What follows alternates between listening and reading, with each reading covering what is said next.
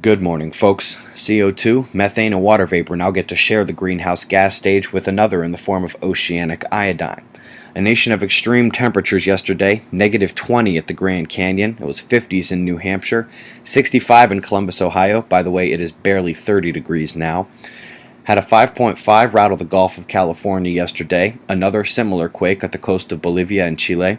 Pollution in China, Beijing to be specific, 28 times the accepted safe level for humans. I have this image saved from a while ago. It shows the active buoys before some of the newest ones were added. But just look at how much yellow there is versus the red all over the map. Now we take a look at this morning. Nearly half the Alaskan buoys are turned off. The deactivated numbers in the Central Pacific are way up. We even see a few turned off in the Atlantic and near Europe. Use the pause button to compare if you need to. Cyclone Mang gets his name just northwest of Narelle here. You can see them both on the Indian Ocean infrared satellite map, and Mang is looking to head further west. Spaceweather, Bartol cosmic ray density climbing back up moderately, but far from concern. Looking at the active regions, the decay in this monster group has fully set, and as identified yesterday, the lone dangerous aspect here is in the center, where an isolated bipolar group appears set to mutiny. The leading and trailing umbras are still magnetically connected, but look beneath them. That central development is connected separately. When these things spread, despite the decay, I bet they got at least one more flare in their system. But forget what could be. We already have something on the way.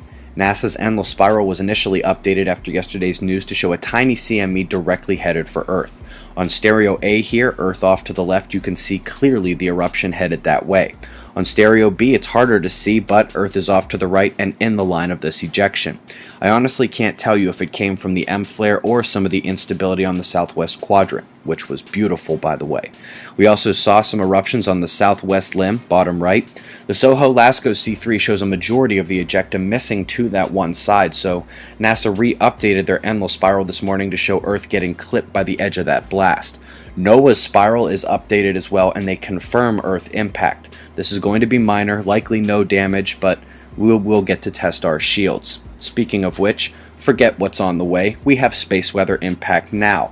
Yellow, solar wind speed is pushing 600 kilometers per second, more than double what it was 2 days ago. The green temperature rises in kind while the orange density falls with the speedier particles. This has coronal hole stream written all over it. We looked 3 days ago to find a dark coronal hole directly facing Earth. But finding the source is only half the battle.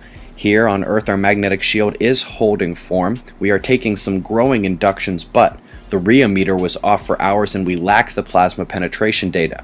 This is of concern because both the ACE and GOES show charged particle anomalies here, both protons and electrons. Our planet's energy appears to be in flux. And with even more space weather set to strike this week, and Venus set to heliocentrically oppose Jupiter, while Mercury is swinging in for a geocentric solar conjunction. Together these make our first significant quake watch of 2013.